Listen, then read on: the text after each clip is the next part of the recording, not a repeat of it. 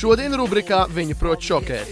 Šokēsim ar luksusa bruņotiem automobīļiem, kuru komplektācija ir ekskluzīva, tiek veikta ar rokām. Kompānija, kas tās ražo, ir bāzēta Latvijā, pati rūpnīca Igaunijā.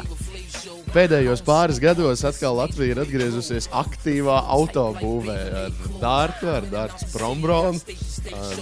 Leonīd, tu esi, es nezinu, kā tu pats sevi nosaukt, šefs, ne? Nē, nezinu, kā nosaukt. Kā es rakstu mākslas vadītājs. Mākslas vadītājs? Tā ir māksla. Autobūvniecība ir arī māksla, un mūsu mašīnas ir arī, tāda ir māksla, tāpēc, ka katra mašīna ir unikāla, katra ir domāta savam klientam, tāpēc varbūt māksla.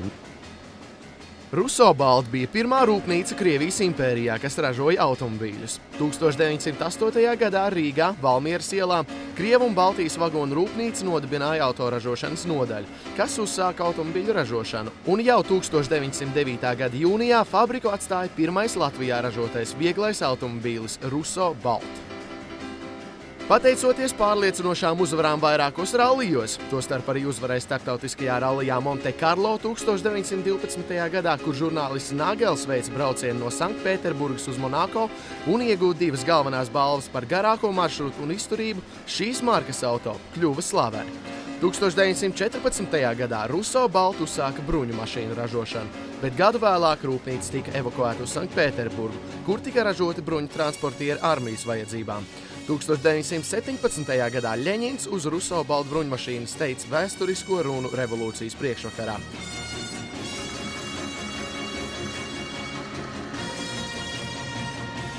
1922. gadā bruņmašīnu ražošanu pārcēla uz Maskavu, un Russo Balt tika pārdēvēts par Prombronu. 1988. gadā Sanktpēterburgā tika atsākta bruņtransportiera ražošana ar nosaukumu Combat T-98, bet 2008. gadā sadarbībā ar Rīgas firmu Dārts Grupa tika uzsākta arī bruņtransportiera luksusa versijas Prombrona ražošana.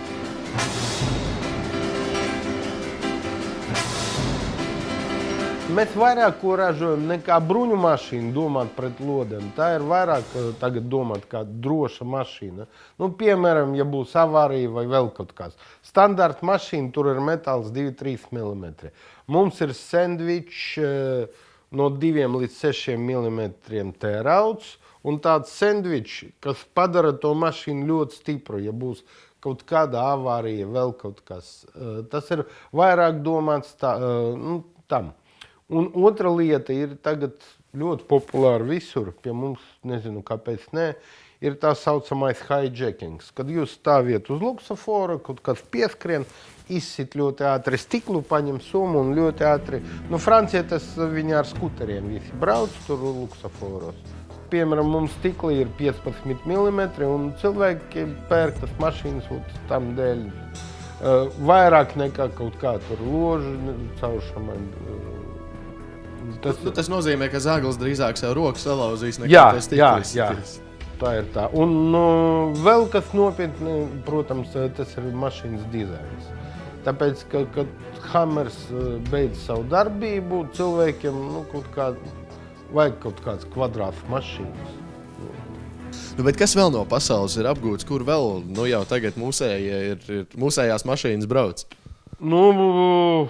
Nē, tagad būs filmas prezentācija, kā es varu pateikt, ģenerālis admirāls Aladīns. The time has come. It's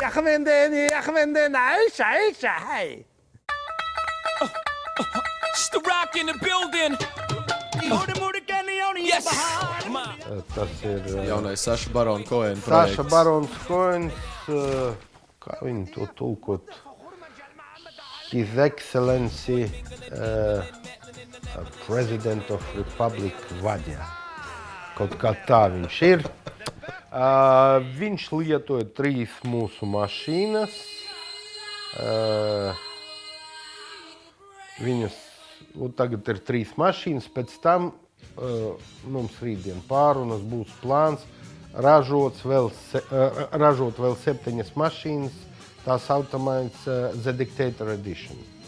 Tas būs tādas kopijas, bet tur būs vairāk luksusa nekā tajās mašīnas.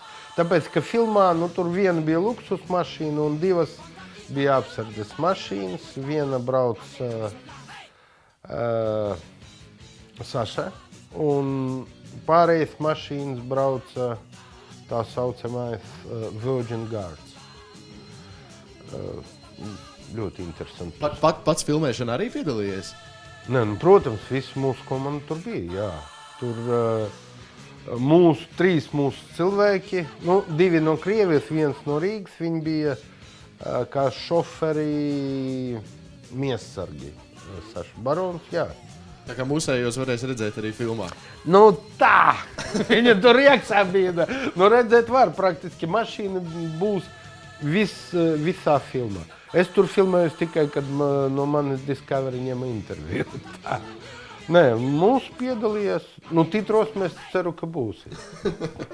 Dārts šogad paziņojas par Prombron Black Dragon modifikāciju speciāli Ķīnas tirgumu. Šāds spēkrets pasaules uzlacošās lielvaras iedzīvotājiem tiks piedāvāts par nieka 50 miljoniem juāņu, jeb 4,2 miljoniem latu.